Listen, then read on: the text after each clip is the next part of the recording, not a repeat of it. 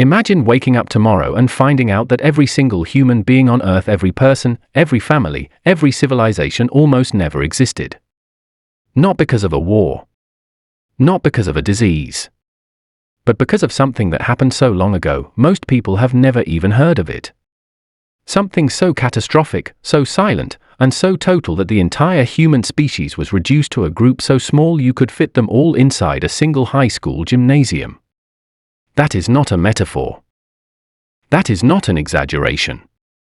Scientists believe that roughly 70,000 years ago, humanity came within a razor-thin margin of complete extinction. And if not for a tiny group of survivors, our ancestors, you would not be here right now. Nobody would. Welcome back to History TimeRift, where we dig into the moments that changed everything. If you're new here, hit that subscribe button right now and ring the notification bell, because we cover the stories that most history channels are afraid to touch. And trust me, what you're about to hear is one of the most terrifying, most humbling, and most mind-blowing stories in the entire history of our species. Stay with me, because this one gets wild. Let's start with a number. 10,000. Some scientists believe that at the lowest point of human existence, only around 10,000 human beings were left alive on the entire planet. Other estimates push that number as low as 2,000. Think about that for a second. 2,000 people. That's smaller than most American small towns. That's smaller than the crowd at a local college football game. 2,000 people standing between humanity and complete oblivion. Every single person alive today, all 8 billion of us, traces their DNA back to that tiny, terrified group of survivors. You are here because of them. And the story of how they survived is one of the most incredible things science has ever uncovered. To understand what happened, we need to go back. Way back.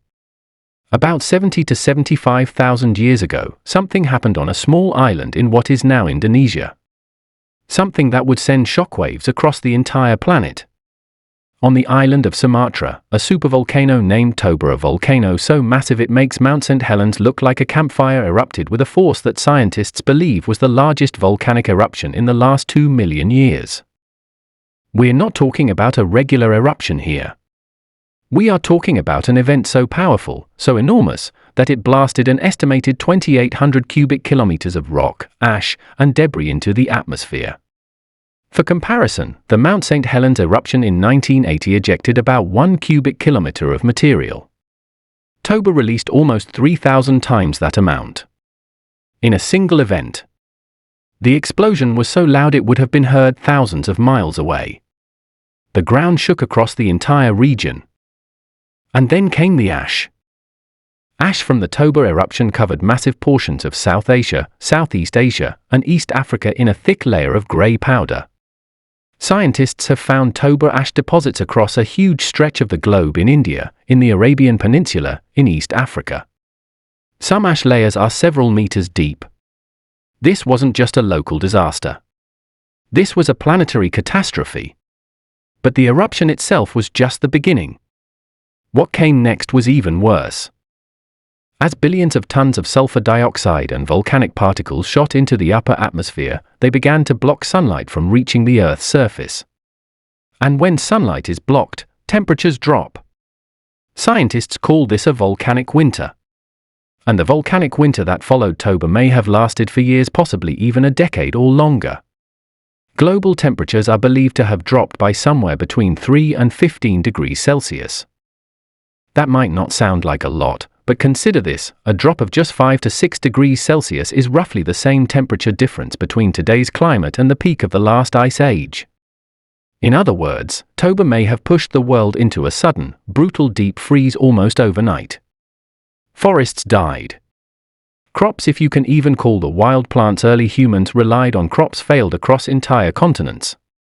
Animals starved. And humans, who were already spread thin across the globe in small, scattered groups, began to die in enormous numbers. This is what scientists call the Toba catastrophe theory. First formally proposed by scientist Stanley Ambrose in 1998, the theory suggests that the Toba eruption caused such a severe collapse in the global environment that it triggered a massive die-off of the human population. This die-off is known as a population bottleneck, a point in time when a species is reduced to such a small number that its genetic diversity collapses. And the evidence for this bottleneck is written inside every single one of us, in our DNA. Here at History TimeRift, we love the moments when science and history collide, and this is one of the most powerful examples of that collision you will ever find. Because geneticists studying human DNA have noticed something remarkable. Compared to other species, even other great apes like chimpanzees, humans have surprisingly low genetic diversity. We are, as a species, genetically very similar to one another. And that similarity points to a moment in the past when our population was so small that only a narrow slice of genetic variation survived. That moment, many scientists believe, was Toba. Now, it's important to be honest here, because science is never simple. The Toba catastrophe theory is not universally accepted. Some archaeologists have pushed back against it, pointing to evidence that human populations in certain regions, particularly parts of Africa and India, may have survived the eruption with less disruption than the theory predicts. Stone tools found in South Africa and India from around this time period suggest that some human groups may have adapted and continued relatively normally, even in the aftermath of the eruption. So the debate is still alive. But here is what almost nobody disputes: at some point during the period roughly 60 to 100,000 years ago, the human population went through a severe genetic bottleneck. Whether Toba was the sole cause, a major contributing factor, or simply one of several catastrophes in a difficult period, the result was the same. Humanity was nearly wiped out. And a small group of survivors carried our entire future on their backs. So who were these survivors? What were they like? Where did they live? This is where the story gets even more fascinating. The survivors of the population bottleneck were almost certainly living in Africa. We know this because genetic evidence consistently points to Africa as the cradle of all modern human diversity. Every non-African population alive today descends from a relatively small group of people who left Africa sometime between 50 and 70,000 years ago, right around the time of the Toba event. The people who remained in Africa, and the small group who eventually migrated out, are the ancestors of every human being on Earth. But surviving wasn't just a matter of luck. It was a matter of adaptability. The humans who made it through were resourceful in ways that are genuinely remarkable given what they had to work with. Archaeological evidence from sites in South Africa, places like Pinnacle Point on the southern coast, shows that some early human groups were able to pivot to coastal resources when inland environments became inhospitable. They began exploiting shellfish, seaweed, and marine life in ways that earlier humans hadn't done at scale. The ocean, in a very real sense, may have been a lifeline. The coastlines of Africa provided a relatively stable food supply even when volcanic winter was devastating inland ecosystems. And there's something else these survivors had that may have been the single most important factor in their survival: each other. Evidence from this period shows increasing signs of social complexity and cooperation among early human groups. Symbolic behavior, the use of ochre pigment, the creation of beads and ornaments, the emergence of what looks like early art, all of these point to the development of more sophisticated social bonds. Language, or at least increasingly complex communication, was likely developing rapidly during this period. And here's why that matters so profoundly: cooperation is humanity's superpower. It always has been. A single human being is not particularly impressive as a predator. We're not the fastest, the strongest, or the most physically formidable creature on the African savanna. But a group of humans who can communicate, plan, share information, and coordinate their actions. That's one of the most effective survival machines nature has ever produced. The survivors of the bottleneck were the humans who had developed this capacity most fully. They were the ones who could share knowledge about where food was, warn each other about predators, care for the sick and injured, and pass on critical survival information across generations through language and story. In a very real sense, storytelling itself, the same impulse that keeps you watching a video like this one, may be one of the traits that saved our species. Now let's slow down for a moment and really let the weight of this sink in, because I think it's easy to hear these numbers and not fully feel what they mean. Imagine the world 70,000 years ago. There are no cities. There are no farms. There is no written language, no internet, no medicine, no electricity. Just small groups of human beings, spread across a vast and dangerous landscape, trying to find enough food to survive another day. And then the sky turns dark. Not for a day. Not for a week. But for months. For years. The temperature drops. The animals they hunted disappear. The plants they gathered wither and die. And people start dying. Not in ones and twos, but in waves. Entire groups wiped out. Children dying before their parents. Communities that had existed for generations simply gone. The silence spreading across landscapes that had once been full of life. And somewhere in that darkness, somewhere in the cold and the hunger and the fear, a small number of people kept going. They found ways to feed themselves. They huddled together for warmth. They shared what little they had. They made decisions, probably terrible ones sometimes, and better ones other times, and they pushed through. We don't know their names. We never will. We don't know what language they spoke, or what they believed in, or what songs they sang to their children at night. But we carry their legacy in every cell of our bodies. You are, in the most literal biological sense, made of the same stuff as those survivors. The same genetic code. The same basic drives. The same capacity for language, for love, for cooperation, and for resilience. Let's talk about the genetic evidence in a bit more detail, because it is genuinely stunning. When geneticists study the mitochondrial DNA of people from around the world, mitochondrial DNA is the genetic material passed down exclusively through the maternal line. They find that all humans alive today descend from a single woman who lived in Africa roughly 100 to 200,000 years ago. Scientists call her mitochondrial Eve. Now, she was not the only woman alive at that time. There were others, but she is the only woman from that era whose direct maternal lineage has survived to the present day.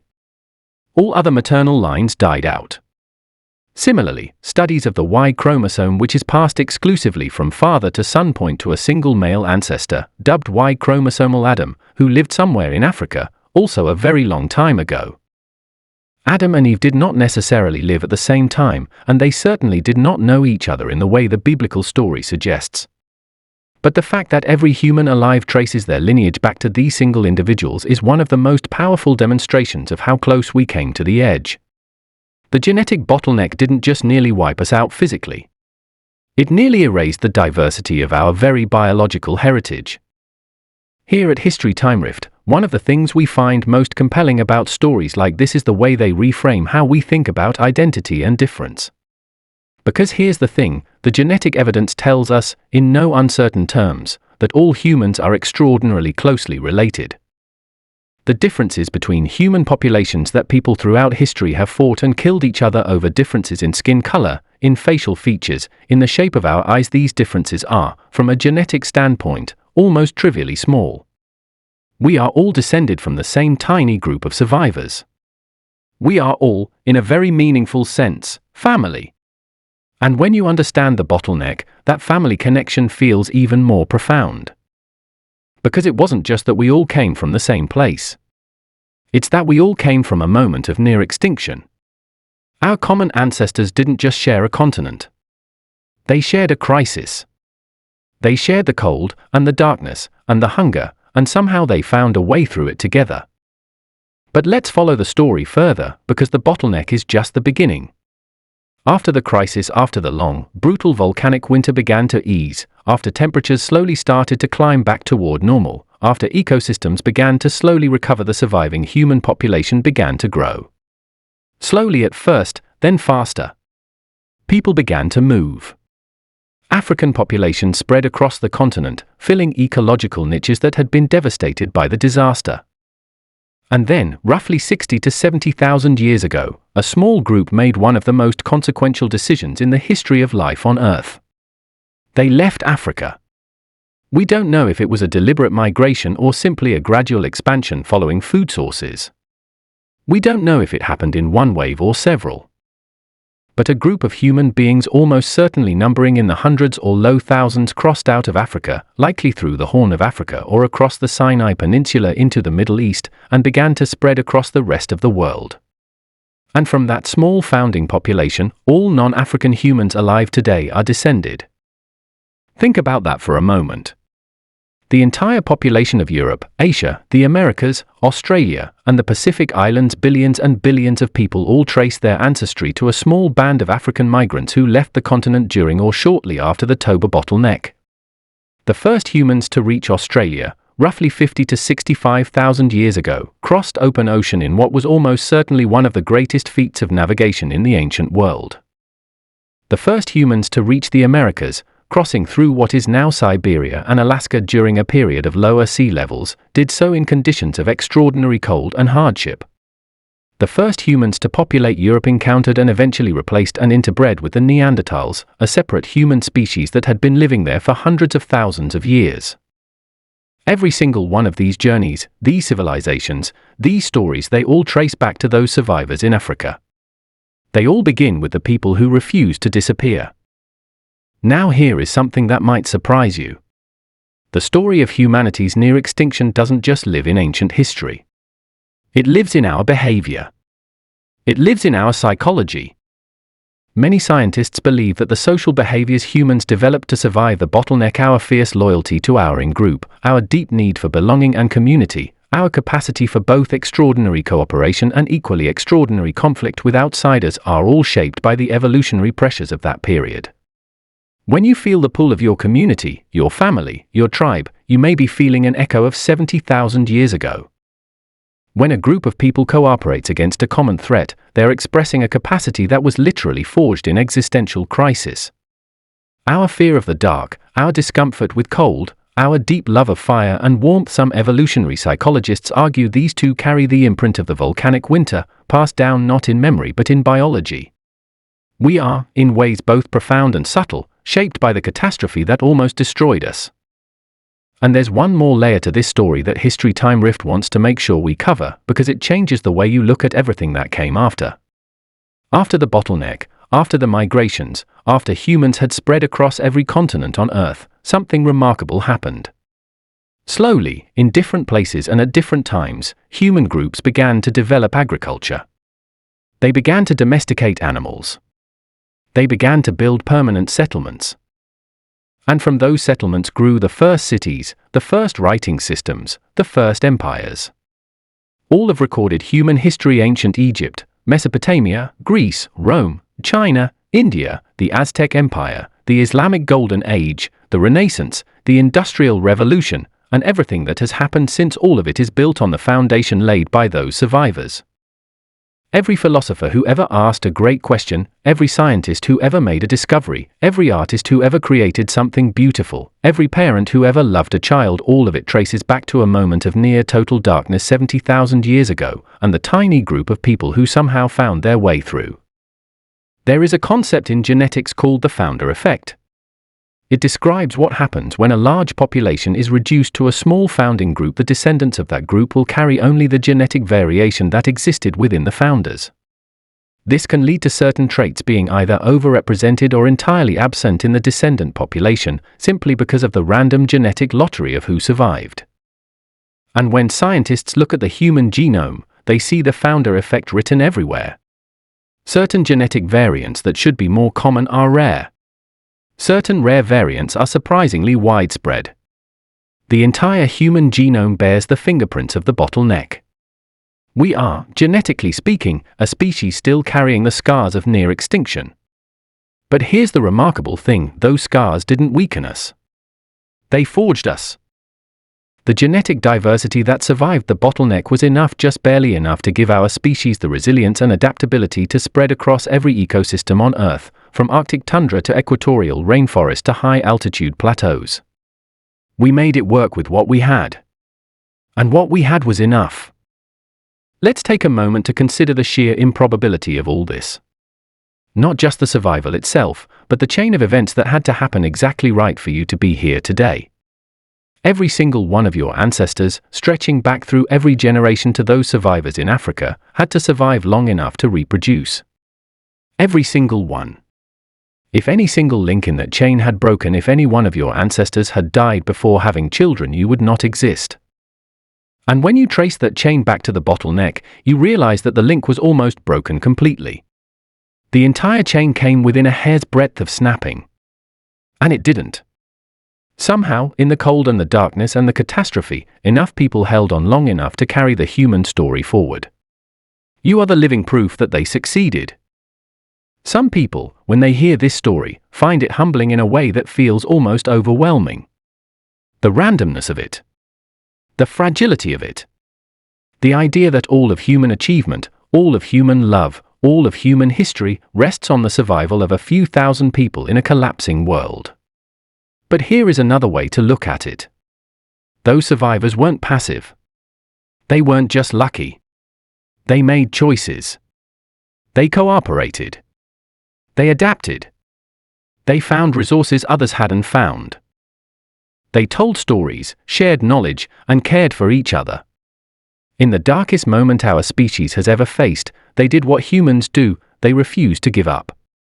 And that refusal, that stubborn, creative, cooperative refusal to disappear is also in your DNA. The same species that walked through volcanic winter and came out the other side eventually built the pyramids of Giza, composed Beethoven's Ninth Symphony, mapped the human genome, and landed on the moon. The distance between those terrified survivors huddled on the African coast and the astronaut floating in orbit above the Earth is vast, but it is a straight line. Every step of that journey was taken by people who inherited the will to survive and the capacity to imagine something better. And that brings us to today. We live in a world that sometimes feels like it's on the edge of catastrophe. Climate change, geopolitical instability, technological disruption, the headlines can make it feel like the end is always approaching. But the story of Toba and the human bottleneck offers something that is not quite optimism and not quite reassurance, but something deeper than both. It offers perspective. Our species has already faced annihilation. We have already stood at the edge and looked down. And we didn't fall. We stepped back, we regrouped, we adapted, and we moved forward. Not perfectly. Not without suffering and loss. But forward. The people alive today carry in their bodies the proof that human beings can endure things that seem unsurvivable. Not because we're the strongest or the fastest or the most powerful creatures on Earth, but because we are, when it comes down to it, the most adaptable. The most cooperative. The most creative. The most stubbornly alive. History TimeRift exists to tell stories like this one, stories that put the present moment in context, that remind us where we came from, that connect the vast sweep of deep time to the personal, immediate reality of being human today. And this story, the story of the night humanity almost disappeared, is one of the most important we've ever covered. Because it's not just a story about the past. It's a story about what you are. You are the child of survivors. You carry in your cells the legacy of people who faced the darkest, coldest, most desperate moment in the history of our species, and who absolutely refused to let it be the end. The volcanic ash settled. The temperatures rose. The forests grew back. The animals returned. And the humans who remained looked out at a recovering world and began, slowly and improbably, to build everything that came after. That is the inheritance you carry. That is the story written in your DNA. Don't ever forget how hard it was earned. Before we wrap up, if this video made you think, if it changed the way you look at your own existence or the story of our species, please drop a comment below and tell us what part hit you the hardest. Was it the idea of only 2,000 survivors? The genetic evidence? The volcanic winter? We genuinely read every comment on this channel, and the conversations in the comment section are some of the best discussions on the internet. If you have a friend or a family member who loves history, who loves science, who loves thinking about big questions, share this video with them right now. It takes 2 seconds, and it might be the most interesting thing they watch this week. Every share helps History TimeRift keep making content like this, and we are just getting started. The story of humanity is full of moments like this one, moments where everything almost ended and somehow didn't, and we are going to keep digging into every single one of them. Stay curious. Stay with us. And we'll see you in the next one.